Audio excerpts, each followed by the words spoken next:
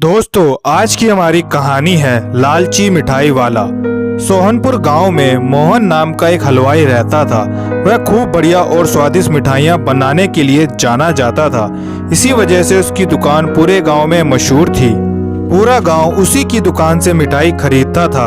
वह और उसकी पत्नी मिलकर शुद्ध देसी घी की मिठाई बनाते थे। इससे मिठाइयाँ काफी अच्छी और स्वादिष्ट बनती थी। हर रोज शाम होते होते उसकी सारी मिठाइयाँ बिक जाती थी और वह अच्छा मुनाफा भी कमा लेता था। मिठाइयाँ जैसे ही आमदनी बढ़ाने लगी, मोहन के मन में और पैसा कमाने का लालच लग गया। अपनी इसी लालच के चलते उसे एक तरकीब सूझी। वह शहर गया और वहां से 2 चुंबक के टुकड़े लेकर आया। उस टुकड़े को उसने अपने तराजू के नीचे लगा दिया। इसके बाद एक नया ग्राहक आया जिसने मोहन के पास से 1 किलो जलेबी खरीदी। इस बार तराजू में चुंबक लगने की वजह से मोहन को अधिक मुनाफा हुआ। उसने अपनी इस तरकीब के बारे में अपनी पत्नी को भी बताया, लेकिन उसकी पत्नी को मोहन की यह चालाकी अच्छी नहीं लगी। उसने मोहन को समझाया कि उसे अपने ग्राहकों के साथ इस तरह की धोखेबाजी नहीं करनी चाहिए, लेकिन मोहन ने अपनी पत्नी की बात बिल्कुल भी नहीं सुनी। वह हर रोज तराजू के नीचे चुंबक लगाकर अपने ग्राहकों को धोखा देने लगा। इससे उसका मुनाफा बढ़कर कई गुना अधिक हो गया। इससे मोहन काफी खुश हुआ। एक दिन मोहन की दुकान पर सोनू नाम का एक नया लड़का आया। उसने मोहन से 2 किलो जलेबी खरीदी। मोहन ने इसे भी चुंबक लगाकर तराजू के नीचे तोलकर जलेबी दे दी। सोनू ने जैसे ही जलेबी उठाई, उसे लगा कि जलेबी का वजन 2 किलो से कम है। अपना शक दूर करने के लिए मोहन से दोबारा से जलेबी तोलने के लिए कहा। सोनू की यह बात सुनकर मोहन चिढ़ गया।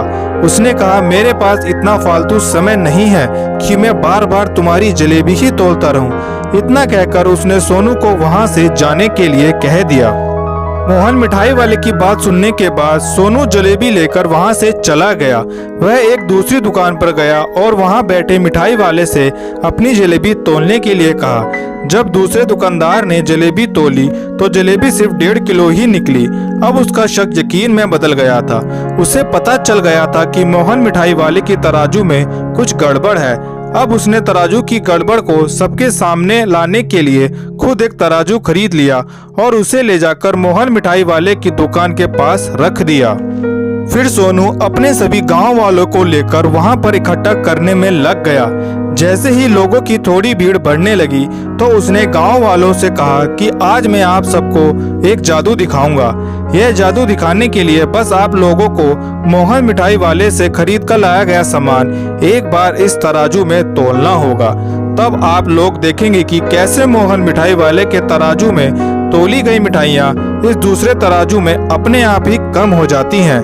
कुछ देर बाद 1-2 लोग मिठाई लेकर सोनू के पास पहुँचे तो उसने ऐसा करके भी दिखाया। इसके बाद मोहन की दुकान से जिसने भी मिठाई खरीदी थी, सभी ने सोनू के तराजू में तोलकर देखा तो सबकी मिठाइयाँ 250 ग्राम से लेकर आधा किलो तक कम निकली। यह सब देखकर लोगों को काफी हैरानी हुई। अपनी दुकान के पास ही यह सब होता देख मोहन मिठाई वाला सोनू से झगड़ा करने लगा। उसने लोगों को बताया कि सोनू यह सब नाटक कर रहा है। अपनी बात को सही साबित करने के लिए सोनू सीधा मोहन मिठाई वाले का तराजू लेकर आया और तराजू में लगा चुंबक निकालकर सबको दिखाने लगा। यह देखकर गांव वालों को बहुत गुस्सा आया। सबने मिलकर उस लालची मिठाई वाले को खूब मारा।